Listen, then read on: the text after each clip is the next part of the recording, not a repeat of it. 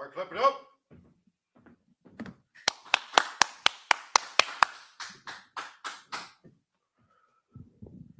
Shalom Israel. Nosotros somos la Escuela Israelita de Conocimiento Práctico Universal. Comenzamos de un oeste, calle 125, en Harlem, Nueva York, abajo de Comandante General Yahana. Shalom, Israel. We're the Israelite School of Universal and Practical Knowledge, started out of 1 West, 125th Street, Harlem, New York, under Commanding General Yahana. And since 1969, we've been bringing the truth of the Bible to you so-called blacks, Hispanics, and Native American Indians, informing you that you are the true Israelites in the Holy Bible. And tonight's Isupk class is Isupk's law class here in San Antonio. And Salaki for the tardiness. You know, I just got out of the slave not too long ago, so you know that's the reason why we're late. But anyway, we're gonna rock it out. Tonight's class is entitled, "What is Marriage According to God?" You know, a lot of our so-called Black and Hispanic sisters, they want an extravagant wedding, right? You know, they grow up thinking that, oh, I'm gonna get this white dress, and then I'm gonna have all my friends and family there in the chapel, and the preacher is gonna marry me to my husband, and that ideal wedding that every little girl dreams of is not in the Bible. It's not. You can't find that in the Bible. You don't find anywhere where a Catholic priest marries you. But you do find marriage in the Bible. Yes, you do. But it's not according to this Eurocentric way of coming together with the one that you love. It's not it. Because they will have you spend thousands of dollars on this particular event, right? That they say that's when you're married. You spend thousands of dollars. Never mind you that you have to go to the JP, the Justice of the Peace, right? To get a license. You have to get a license. You have to ask the government for permission to get married. Because that's what the license is for, right? The license allows you to, file your taxes as married, right? You're allowing, the devil, the white man, to rule over you, even through marriage, even through choosing the partner you're supposed to be with for life.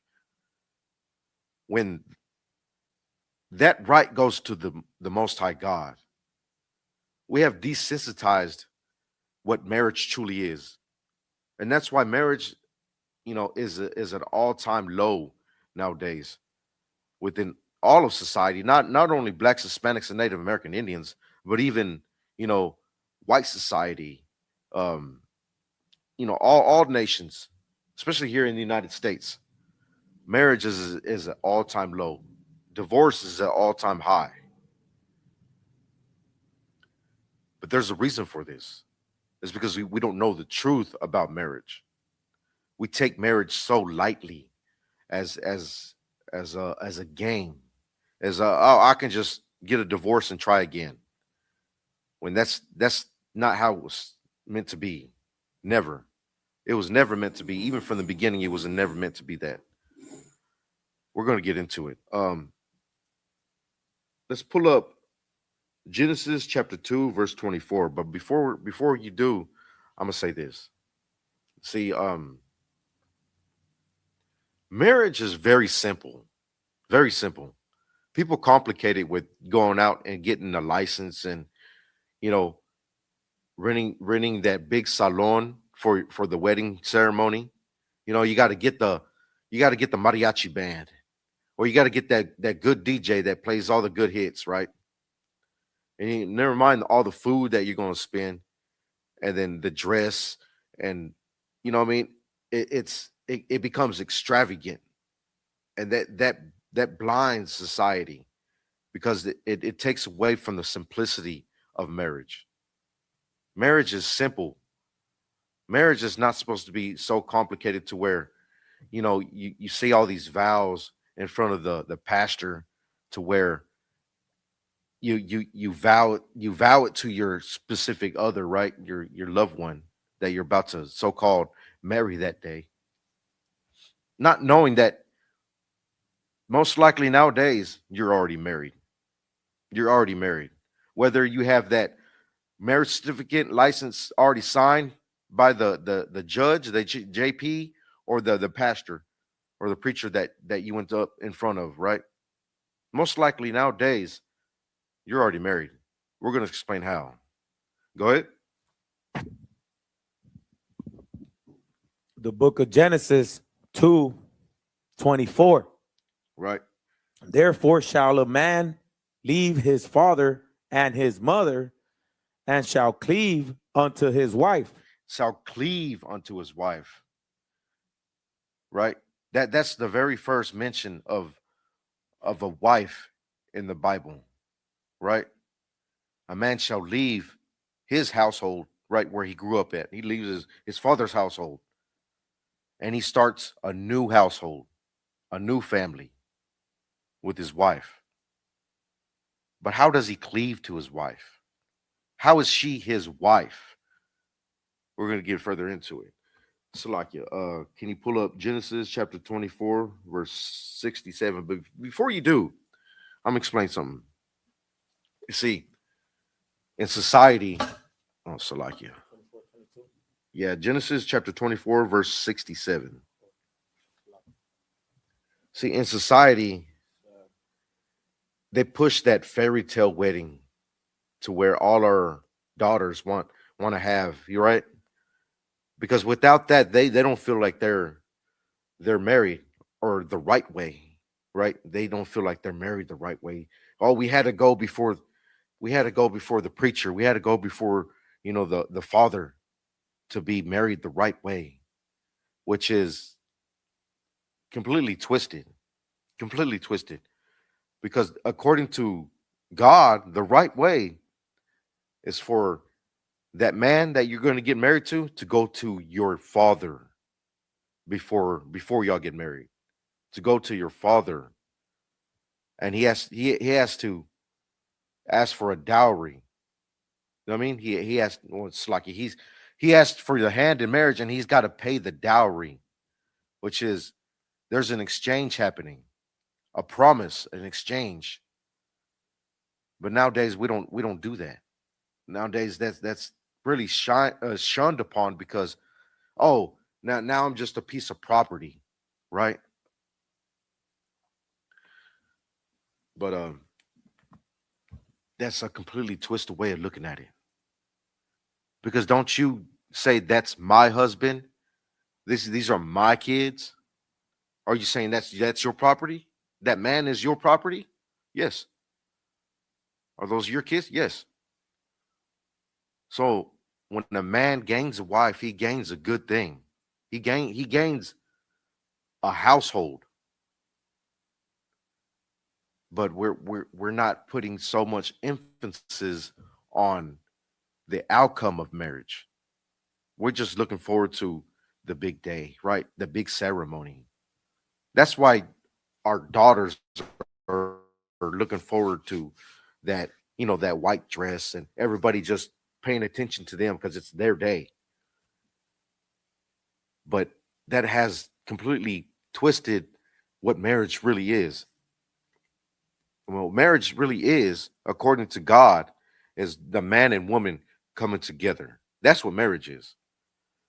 It's simple. Like even in like, let's say, the mechanical world, right? When you're going to marry the engine to the, let's say, the chassis, whatever, what happens to, you marry it, it comes together, which means something gets inserted into something, right? That's what marrying is, when two become one. It's not when y'all walk down the aisle together and they throw rice at you. That's not what marriage is. No, because Nowadays, if that was marriage, the sanctity, Salaki, I'm twisting over my words right now. The sanctity of marriage has been trodden down upon. And it's time for us to realize what marriage truly is in order to have successful marriages. And we can't have successful marriages if we go by these Eurocentric ways of looking at what marriage is. Can't do it. Go ahead. Go ahead. Yeah, it's Genesis chapter 24, verse 67. The book of Genesis 24, verse 67. And Isaac brought her into his mother Sarah's tent. Right. Isaac, remember our forefather Isaac, he brought Rebekah into his mother's tent. Go ahead. And took Rebekah, and she became his wife. Whoa. He took her in his mother's tent. Remember what happened? Like let's give a little bit of context to this. His mother had just died. So he was mourning the death of his mother. So he took Rebekah into his mother's tent. Read it from the top. And Isaac brought her into his mother Sarah's tent and took Rebekah, and she became his wife. And she became his fiance. His wife. No, she became his girlfriend. His wife. No, like a fling thing. His wife. His wife. So if you bring somebody into your chambers, and go ahead with that. And he loved her, and Isaac was comforted after his mother's death. So if you bring somebody into your chambers and you're comforted, what happens? What happens when you bring somebody into your chambers and you're comforted? Sex is what happens. He laid down with Rebekah and had sex with Rebekah. Netflix and chill. Yeah. But read it from the top. And Isaac brought her into his mother Sarah's tent and took Rebekah, and she became his wife. She became his wife when he was comforted. They didn't go before a judge or they didn't go before a Catholic priest. No, he brought her into his mother's tent and he had sex with her. That's when she became his wife, when they married, when he entered into her, when she allowed that man into herself and they became one flesh. That's how, a man and a woman are married. Not by that ceremony that every little girl dreams of. Not by that ring, that piece of gold that you put around your finger. Because if that ring meant anything nowadays, there wouldn't be such a high rate of infidelity amongst blacks and Hispanics. That ring doesn't mean anything. When that man gets down on one knee and gives you that ring, oh, okay, yeah, it's a beautiful gesture. I'm not going to say it's not. It's a beautiful gesture, meaning that he's humbling himself to you and he's going to dedicate his life to you. That's a beautiful gesture. But it doesn't mean anything. What means something is when y'all become one flesh. That, in the eyes of God, is marriage. Read from the top. And Isaac brought her into his mother Sarah's tent and took Rebekah, and she became his wife. And he loved her, and Isaac was comforted after his mother's death. Right. He was comforted from the mourning of his mother by Rebekah. She comforted him in that tent. Now, how did she comfort him? With herself. He loved her. That's how he was comforted. He loved her. She became his wife that night when they came together. Slakia. Let's go to Exodus No, no. Yeah, you can drop that in 67. Let's go to Exodus chapter 22, verse 16. Right. Now, hold on. Let me get that with you real quick. But before you read it, I'm gonna say something real quick. But let me get it for you.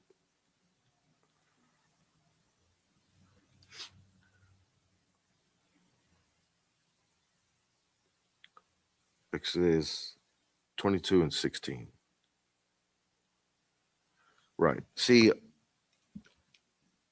if we obeyed the words of God, all these cases of adultery, infidelity wouldn't exist within blacks and Hispanics because we would take marriage more seriously.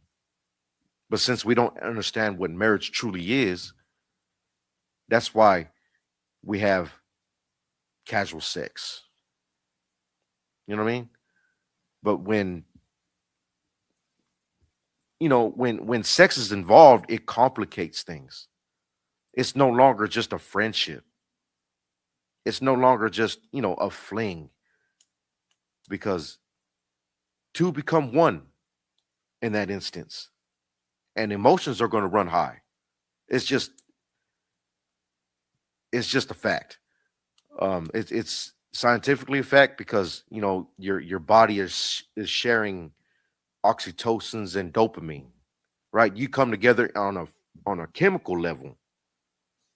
You're sharing, bodily fluids and your chemistry blends. It really is be two coming together to become one. It really is. You're sharing your very essence with the person. When a man enters into a woman, he shares his very essence into her, and how can I say, she accepts it into herself. So much so that that man's essence, we all know what we're talking about, right? The life force that he expunges into her.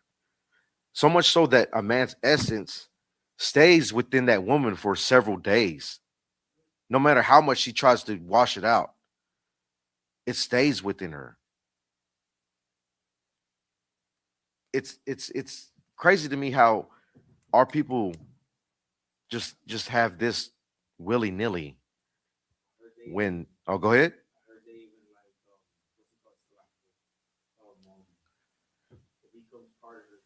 Yes, yes, it entangles into her DNA because it's his DNA going into her. Like, so where does life come from? Life comes from the Most High, right? Of course. But here on like the physical realm, how does life come about? When a man enters into a woman and he puts his essence into her, and she incubates that essence until that life force comes out of her, right? There's no other, there is no other higher definition of two becoming one than sex. That's when two become one. That's when two are married. It's not when you go into the JP and just get that license signed by the judge. That paper doesn't mean anything because if it did, the divorce rate wouldn't be so high. The divorce rate here in America wouldn't be so high amongst blacks and Hispanics if we actually took that paper into any type of regard. That paper is hanging up in some people's bedroom, and then they go and lay with another man. That paper doesn't mean anything. That paper is right next to the picture of her husband while she's laying down with his best friend, while she's allowing his best friend into her. Well, when that act is sacred, only meant for them two. Go ahead and read. Genesis, no, Exodus 22 and 16.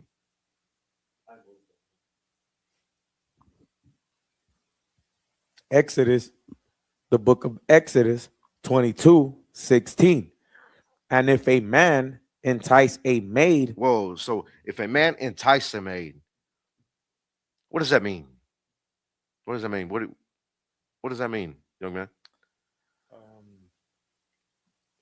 to like run game on her, Yeah, it's exactly what it means to entice run her, game on yeah, her. to entice It's her, you like, run game on her, you like you know, you kind of like, you I know, was like, hold up, well, where you from? Can I entice her get? means probably already getting her to like you. Yeah, You know what I it's, mean? it's You spin, it's run, spin run, game. getting, It, but I guess it's it's the spin part game. if See, she now likes you nowadays already. the art of seduction or enticement is really dwindled down because of I blame it on social media. I do because it's so people call Facebook the F book, right? Because it made how can I say in not infidelity but promiscuity what's the word promiscuity, there we go, promiscuity. It made promiscuity uh because that was always around, right? But it made it at an all time, yeah, to be promiscuous. It made it at an all time high because now you can just do it at a tough touch of a button. But it wasn't always so. When during my time, you had to at least go up to face to spit a little bit of game to to entice them, right? You had to have a little bit of game, a little bit of conversation with her. Yeah, you had to know how to talk to them, how to how to woo with words first, right? First is okay. I'm not taking away physical attraction, right? Physical attraction has always got to be there first, but it's not always. It's that's not always the thing because you could be physically attracted to somebody, and then once they start talking to you, you're like, oh no, this person's an idiot. You're like uh. So you got to have a little bit of game with your conversation. You know what I mean? You got to have a little bit of salt, a little bit of flavor to you. And that now that is so diminished nowadays. Nowadays it's just um I don't even know how they do it on Facebook, right? They just DM them and I don't know, they send nudes or whatever or what have you. It's just it's so played down. It's like what's the excitement out of the thrill of the chase? You know what I mean? It's not there no more. It's not there no more. People don't do that no more. You know, okay, you got them right. You pulled her number. Now you got to keep her interest. So how do you keep her interest? You're on the phone with them till like 3 in the morning. Whoop whoop whoop whoop. You know what I mean?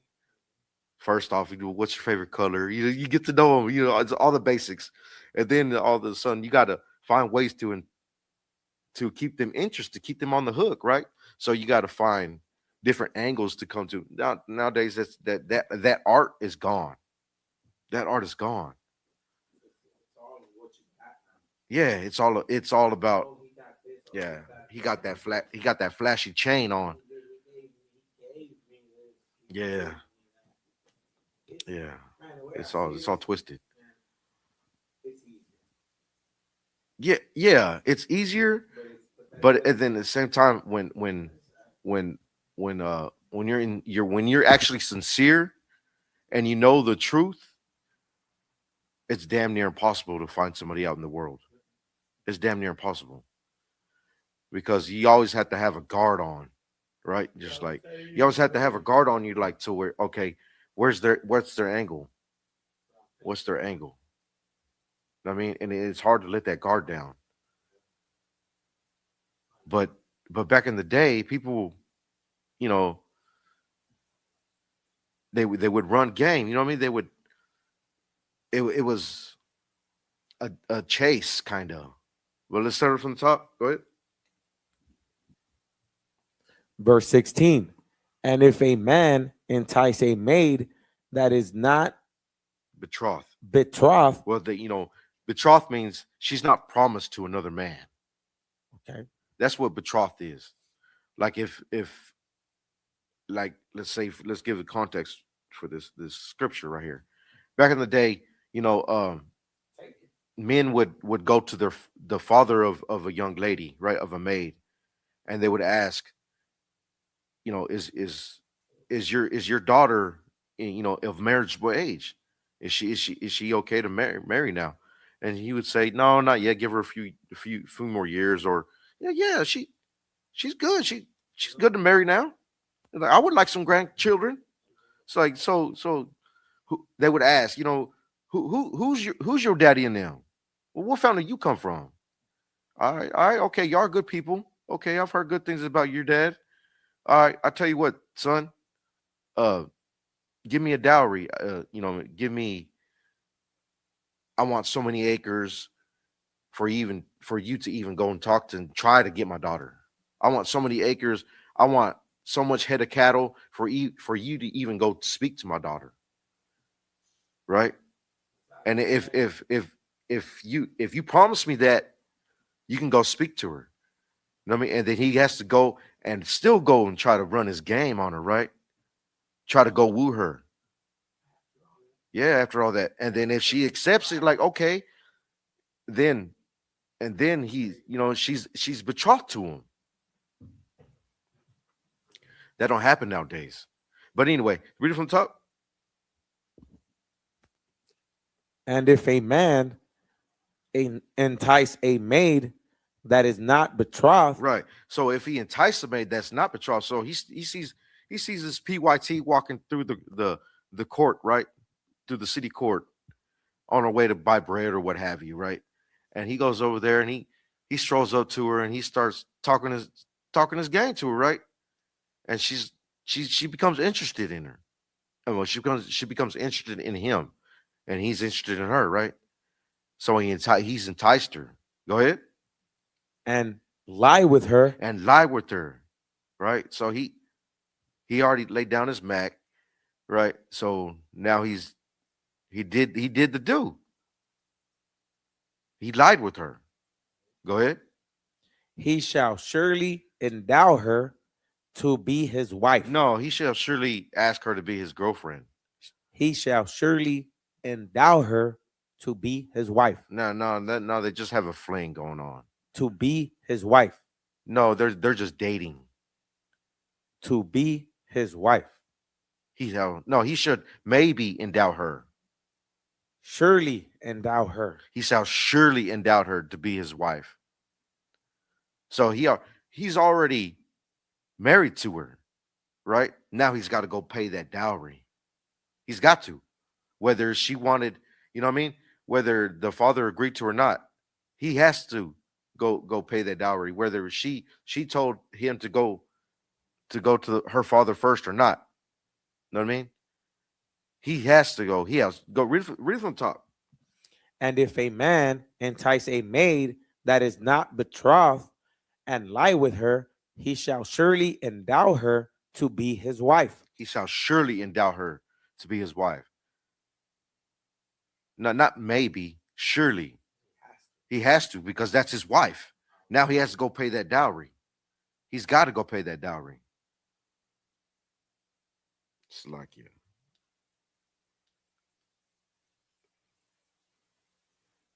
Go ahead, go on. Verse 17.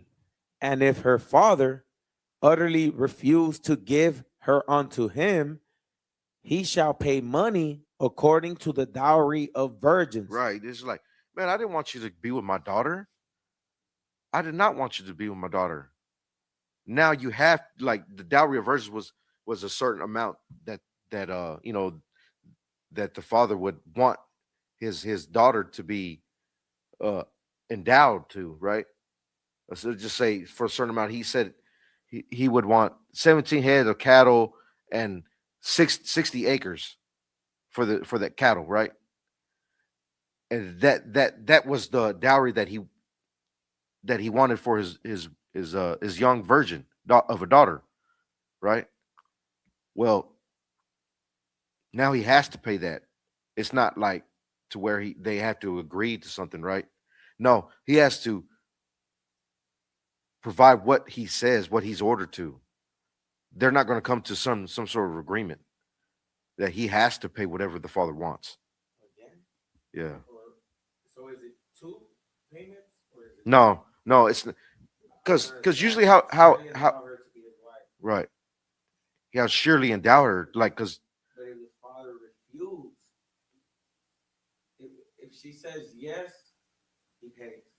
right. If she refuses, he still has. Yeah, he's going to pay regardless. He's going to That's what he has I'm- sure that's he what has I'm- surely he must surely endow her to be his wife. But if the father says, "Man, I didn't want to give my daughter to you. I did not." So if he doubles the dowry, it's his right, and he has to pay that. He has to pay that. But it's not that he might have to. Oh, so this came from us. That's crazy. Yeah. The fucking Ishmael. I want to see like Ishmael be doing Yeah, no, that's from us. and Hamite. Yeah, that's from us. That's from us. Because these customs and laws are to ward away whoredom amongst our people. Because Make it harder. yeah, make it harder Word away, for like, hey, you know what? for whoredom to exist amongst More respect. amongst our community, right? Yeah, make it more like respect. You have to respect nowadays for our women is gone. Our women don't even respect themselves. When back in the day it was so much respect for our women that our women wouldn't even venture out to have their feet touch the ground. Salaki, let me pull that up real quick. Let me find that.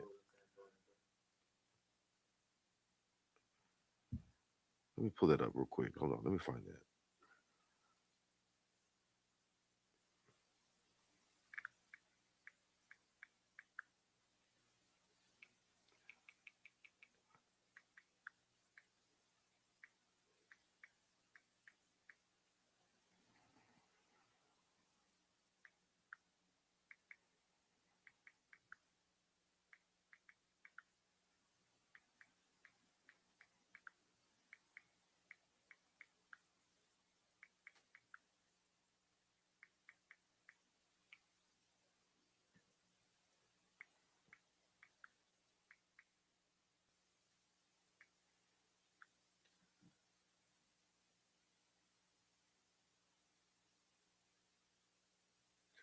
Let's pull up Deuteronomy chapter 28, verse 56.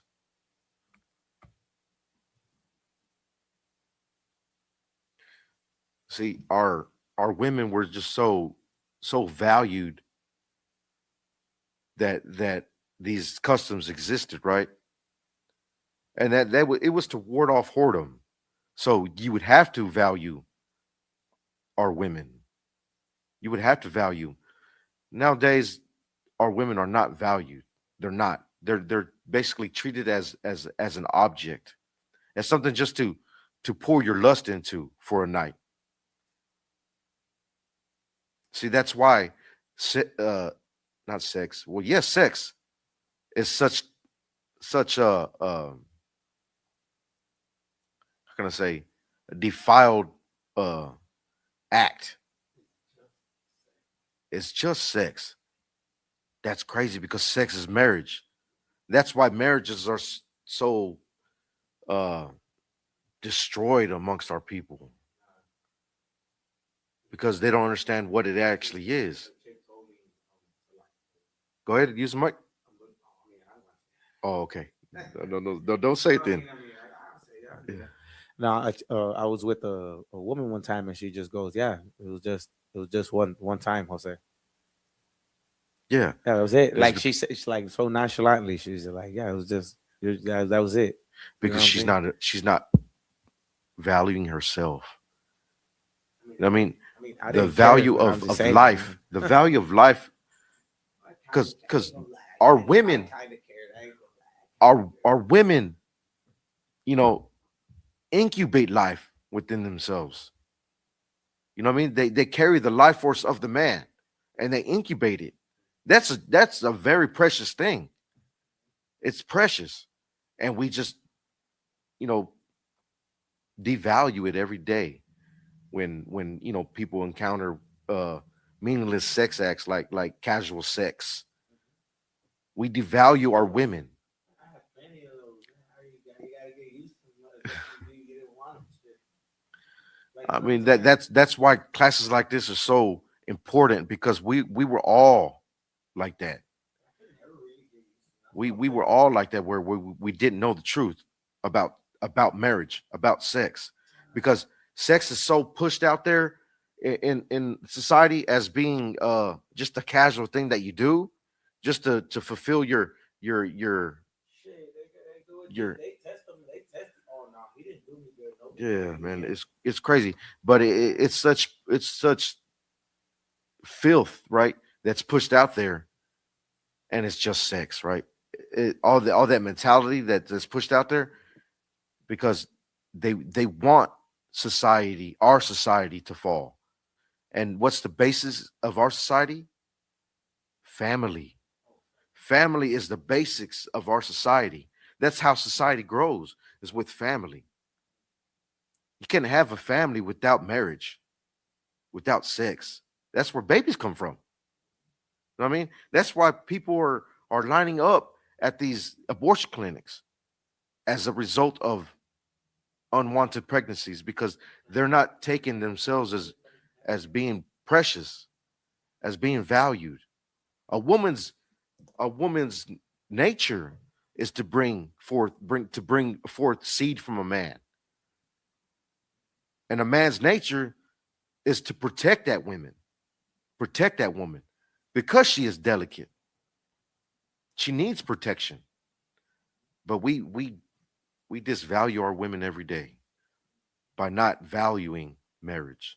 Go ahead, read it from the top from 56. Verse 56. The tender and delicate woman among you, Right, the tender and delicate woman among you. That's you, black woman, Hispanic woman, Native American woman. Go ahead. which should not adventure to set the sole of her foot upon the ground for delicateness, For delicateness. No, because no, she's just a bad bee. for delicateness For delicateness. And what? and tenderness, Right. That's how our sisters were such valued. And it's not saying that they were too weak to do anything. No, because our sisters were strong. Just read the records of our sister Esther. You know what I mean? We're about to celebrate Purim coming up. And all that whole memorial, they couldn't exist without a strong sister. It's not saying that our sisters are not strong, but they were valued as being what? Go ahead. tenderness, Salakia, Go ahead. and Delicateness. a ground for delicateness and tenderness, At delicate and tender for being precious. When something is precious, don't you want to safeguard it and protect it? But now we just chalk it up to where it's just something casual. It's not going to hurt her if we just do it one time and I just throw her away. No, I mean it's kind of crazy to me nowadays because that's what's making like in the airways, right? If you listen to all these rap songs, that the most popular rappers nowadays are females. Right now, yes. And what they're even rapping like males. They dress all tender and delicate, like if they're tender and delicate. But if you listen to their lyrics, man, it's ratchet. It's so ratchet. It's crazy, and that's what society is following because that's what's pushed out there. That's what's pushed out there. Like Cardi B made a quote one time to where she won't let her daughter listen to WAP. No. But she made millions off of that song, right? But she won't let her daughter listen to it. It just goes to show you that they're pushing that agenda out there. Our oppressor, our enemy, the devil, the white man. They're pushing that agenda out there to destroy our women. to devalue our women. So much so that our women are even devaluing themselves. They're not even seeing themselves as tender and delicate anymore. No, they're like, I'm strong and independent. You know what I mean? Can't nobody tell me nothing. So they try to go out there and they try to one up a man by having all these bodies on them. It's crazy to me because if you ask, like, I never do. I never ask a female this because it now with me knowing the truth of the mentality of our people, I don't ask this anymore. But I used to when I was younger. The body count, right? Women always gonna lie. Women's always gonna lie. Why? Why are they gonna lie? Because it devalues them. It devalues a woman to have a high body count. It devalues them. So why are they devaluing themselves if they're just out there for a good time? Know what I mean? They subconsciously know that their body is precious. They are precious, but then they're still trying to follow what society is deeming to be normal, which is, you know, going out and having these encounters just to fulfill the lust of your flesh. So you can fulfill, some type of status, right? Because that's what men used to do, right? We would devalue our women by trying to, you know, fill our body count, but now the role has switched. Not only are we devaluing our women, they're devaluing themselves. Read it from the top.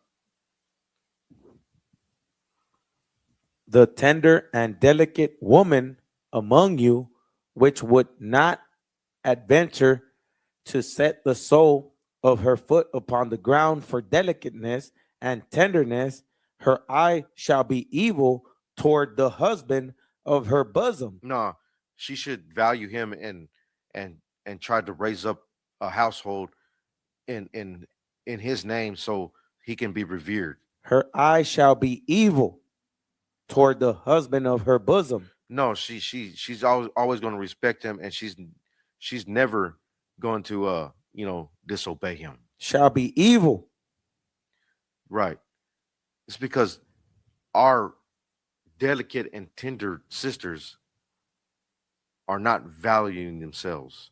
So now they're not valuing marriage. So now their eye is evil towards their husband. It's evil towards them. And this is a curse set on our people for not obeying the commandments of our Father, the Most High God. It's a commandment to value yourself over just having casual sex. It's a commandment that there shall be no whore of the daughters of Israel. There shall be no whore of the daughters of Israel. So you can't be just out there willy-nilly just giving yourself up to any Tom, Dick, and Harry. You're supposed to have more value to yourself. You're supposed to be more tender and delicate. How are we going to get them to listen? It's I mean, it's going to be hard because of society, the way society is out there. But that's why classes like this is needed to open up the eyes of our people. We have to stop upholding Eurocentric ideals, Eurocentric views of marriage. Because if we uphold the Eurocentric view of marriage, we will never see a successful marriage ever in our lifetime.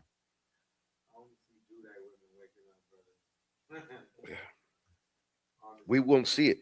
Like we used to see it with our grandparents, but now like with our grandparents, because our grandparents had them same values. Our grandparents and our great grandparents. Yeah, Yeah, she's like she'll stay with. Yeah, I mean, but right, right. I mean, marriage used to be a sacred a sacred covenant within blacks and Hispanics, but it's not anymore because we uphold the views of the devil. It's time for us to come out of that. It's time for us to wake up and come back to our true culture. And our true culture valued our women, valued marriage. You can go ahead and drop that. Let's get into um Matthew 19. Let's start at 3. See, marriage is not really taken as heavy as it should be because divorce is just so easy. You know what I mean? Once once the spark fails and the intensity of being in love is over, because it all comes in waves, right? Marriage is not willy nilly and not willy nilly slacking. Marriage is not all crimson clovers. I mean, we're going to have fights and disputes within our marriages. It's just natural. It's how we handle that as husband and wife, as a family, is how the future is to be brought forth. Is how you handle disputes. You can't just run from your marriage just because you're not in love anymore.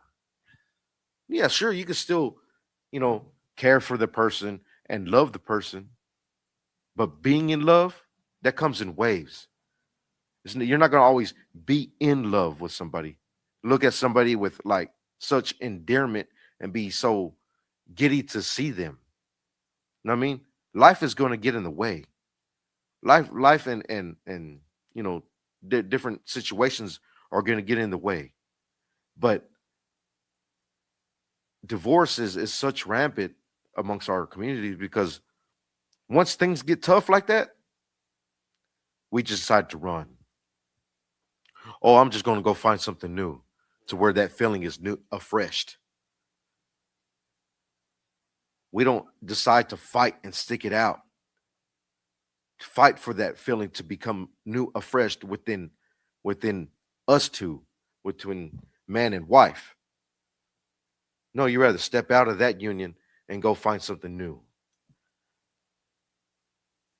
But this is completely against the scriptures. This is completely against what God has set forth for us. Let's get into it.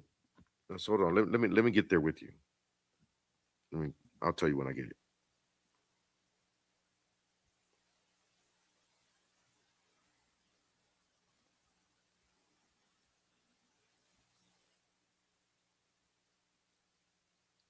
As book of Matthew, chapter 19, and we'll start at verse 3. Slakia. Yeah, Matthew 19, verse 3. Go ahead. The book of Matthew 19, verse 3. No, The Pharisees, Slakia. Yeah, start at verse 3. the Pharisees also came unto him, tempting him, and saying unto him, is it lawful for a man to put away his wife for every cause? Yeah, for every cause. And that's what we do now. You know, when we have a disagreement and say we can no longer agree on the certain subject, so we're just going to part ways, right? Where we're no longer in love. We love each other, but we're no longer in love, and we're just arguing all the time. Right? Go ahead. Verse 4. And he answered and said unto them, have ye not read that he which made them at the beginning made them male and female? No, he made them Steve and Stuart. Male and female. No, he made them Eve and Eva. Male and female, He made them male and female. Go ahead. and said, for this cause shall a man leave father and mother, and shall cleave to his wife. Shall cleave to his wife. No, he shall cleave to his husband. Shall cleave to his wife. No, she shall cleave to her wife. To his wife. Right. Go ahead. And they twain, is that the word, brother? Right. Salakia. Twain means two. Twain. Right. And they twain shall be one flesh. Right. See, that's how you are married, is when y'all come together through sex. Salakia. Let me try to get that in the Zondervan. No, go ahead. Wherefore they are no more twain, but one flesh. What therefore God hath joined together, let not man put asunder. Right. What God has made. Go ahead. Oh, yeah, go ahead. Let not man put asunder. That's your divorce papers, right? When they go to their attorney, and they write up the divorce papers and serve them to their husband. Vice versa too, where the man goes and wants to divorce his wife just because she's not making the eggs the way he likes them in the morning. So he's like, I'm just going to give me a new one because her eggs are too runny, or she just gained too much weight after the baby. I don't see myself with her anymore. I'm no longer attracted to her anymore. Read it from the top.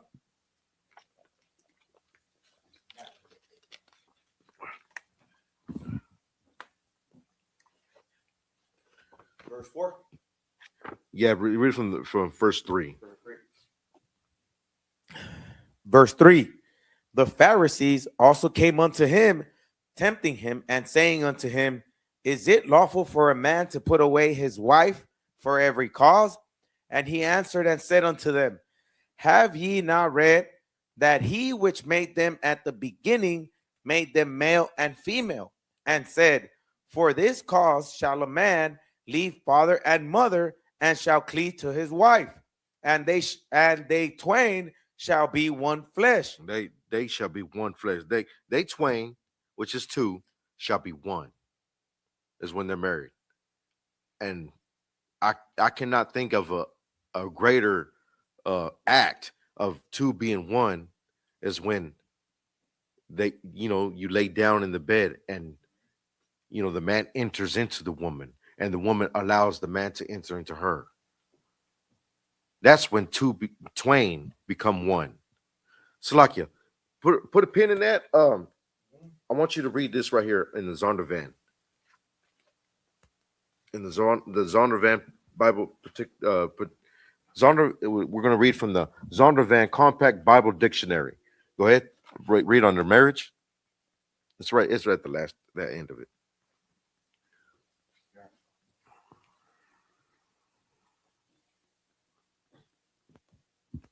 And it says, marriage is an intimate personal union to which a man and woman consent, consummated and continuously nourished by sexual intercourse. Right. That's what marriage is. Marriage is sex. Marriage is sexual intercourse. That's what marriage is. But society would have you think that it's a piece of paper. It's the man bowing down on one knee, handing a ring to a woman. But marriage is sex. According to God, marriage is sex. Sex is marriage. So you can't just be out there having casual marriages, because that's what you're doing when you're out there just having your flings or what have you. You're just having casual marriages, and then you're departing. That's not what God intended for our daughters to go through. Go ahead. Yeah, go ahead. No, you good on that. You can drop that. You're good on that. Okay. But yeah, but you're on verse 4. Yeah, I understand.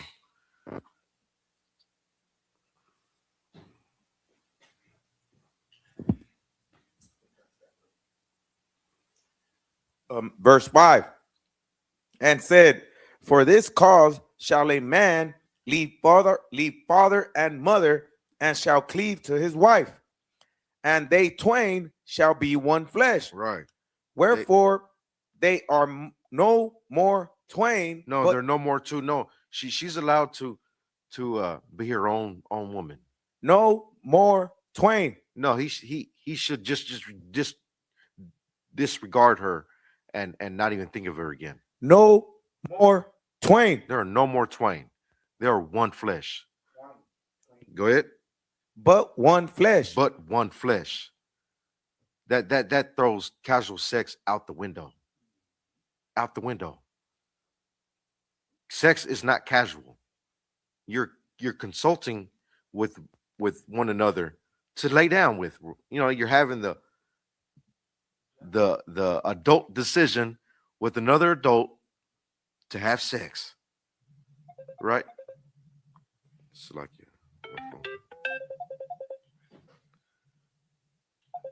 it's like I'm about to wrap it up here in a minute. You're having the you know the decision to lay down with that woman. You're having that decision to lay down with that man. So now you just decided to marry that man and marry that woman. That's what's happening. That's the truth of it. But now, we don't understand what sex is, what marriage truly is, to where we just disvalue it. And yeah, where women just have rosters, right? They have rosters for it's like a tool. It's like when a man opens up a toolbox and I got a wrench for this, I got a wrench for that, I got a wrench for this. You know what I mean? That's so that yeah, yeah. That's masculine. That's a masculine trait. That's a masculine trait. That's devaluing. Like with women with that mentality, they're devaluing themselves. That's why they're so reluctant to tell the truth about their body count, because they know it devalues them. They know it. But let's go ahead with the scripture. We're about to finish this up. Wherefore they are no more twain, but one flesh. What therefore God had joined together, let not man put asunder. Right. Let not man put asunder. Divorce is not an option. It's not an option. Divorce is not an option. We here in the Isupk, we don't believe in to where you're out of love with your partner simply because the spark is not there. So now you can just depart. That is not an option. Well, what is the main motto that we have here in Isupk? No cowards. You decided to lie with that woman, you're responsible for that woman to the day you die. To the day you die. You're supposed to value her more than that and not treat her as some type of object. Go ahead. Verse 7.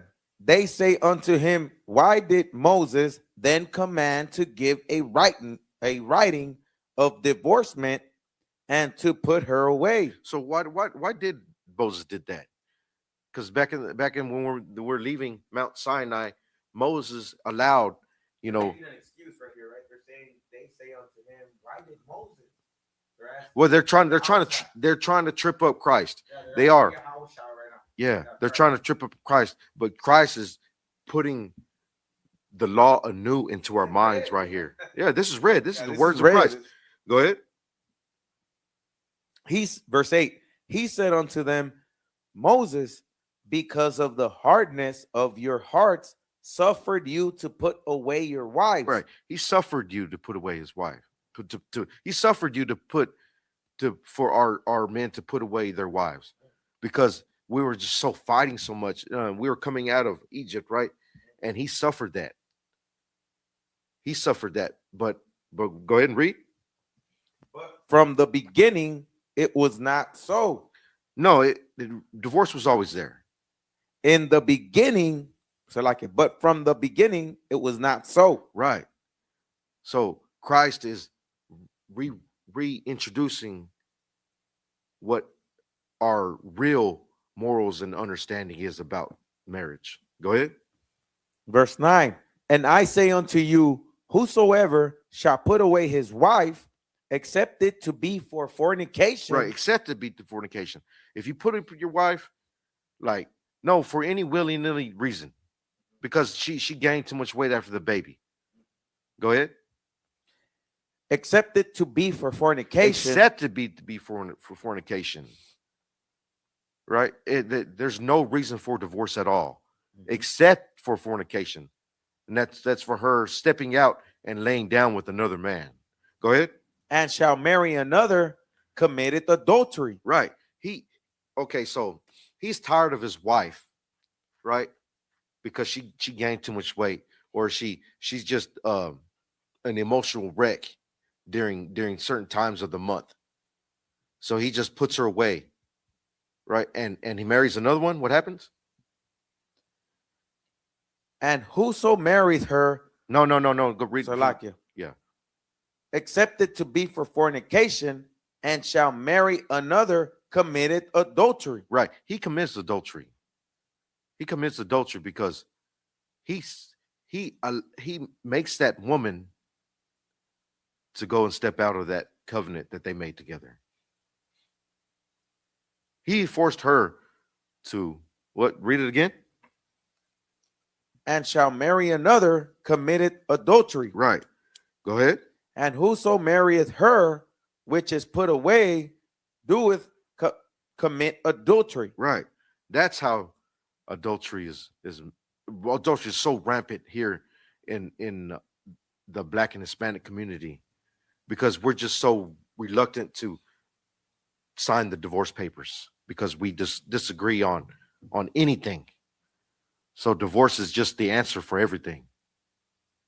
But in the beginning, it was not so. Marriage is sacred. Marriage is the building block of the family. But how can we just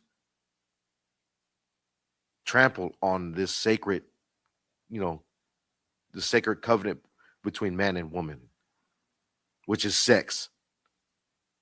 We trample on that. That's why disease is so rampant. That's why, confusion is so rampant within Blacks and Hispanics because like, where's my dad? Where's my mom?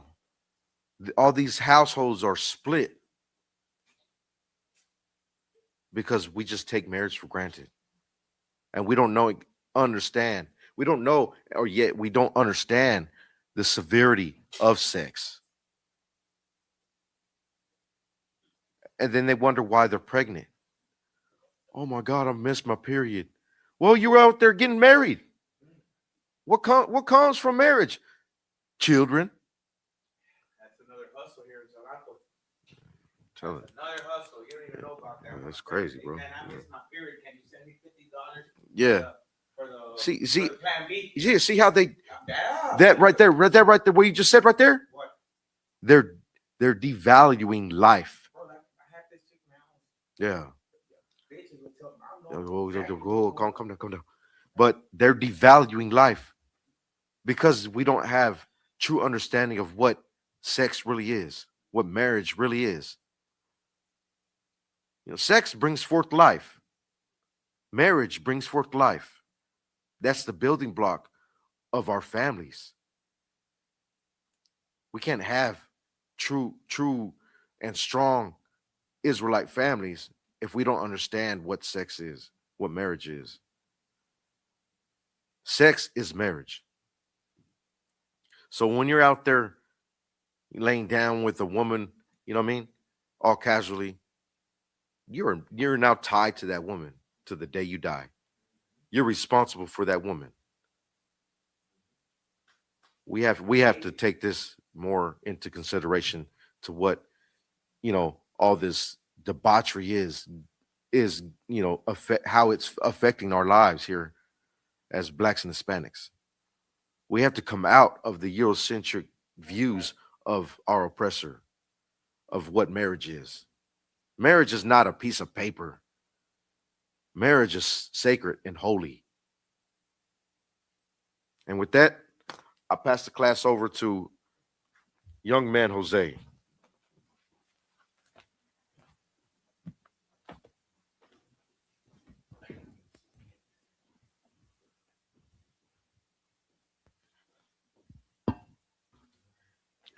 I get it for you.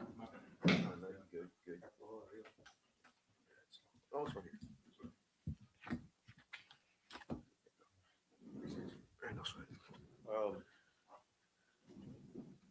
We are the ISUPK, started out of 1 West 125th Street, Harlem, New York. Rule for new brother and sister. When a new brother or sister comes into the school, they are off limits for 6 months. They are to be saluted only. They are here to shed themselves of the world. If they need transportation, the teacher will arrange it.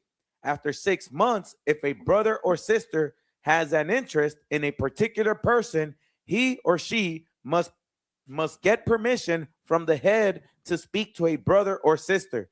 There is another 6 months in which the brother and sister will court each other. After this 6-month period, the brother and sister will get permission from the head to marry. Ties, which is a commandment. Numbers 18:21, Malachi 3:8 through 10, means 10th in the Hebrew. Ma'asharah, 10% of every penny of any increase the Lord gives you. Give to treasury department or teacher. Priest fund, free will offering for priests, not mandatory. Whatsoever amount you would like. Upcoming holy convocations. And this one is the Feast of Purim, 14th day and the 15th day of the 12th month, Monday 2nd March and Tuesday the 3rd of March 2026. And you can find this on Esther 9:20 through 31.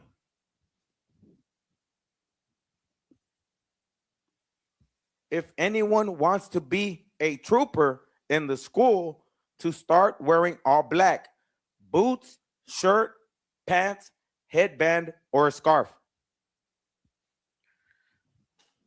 And with that, Shalom, Yahweh Bashem Yahushai Barakatah to the brothers. Shalom, Yahweh Shamar Latah Bashem Yahushai to the sisters. Shalom.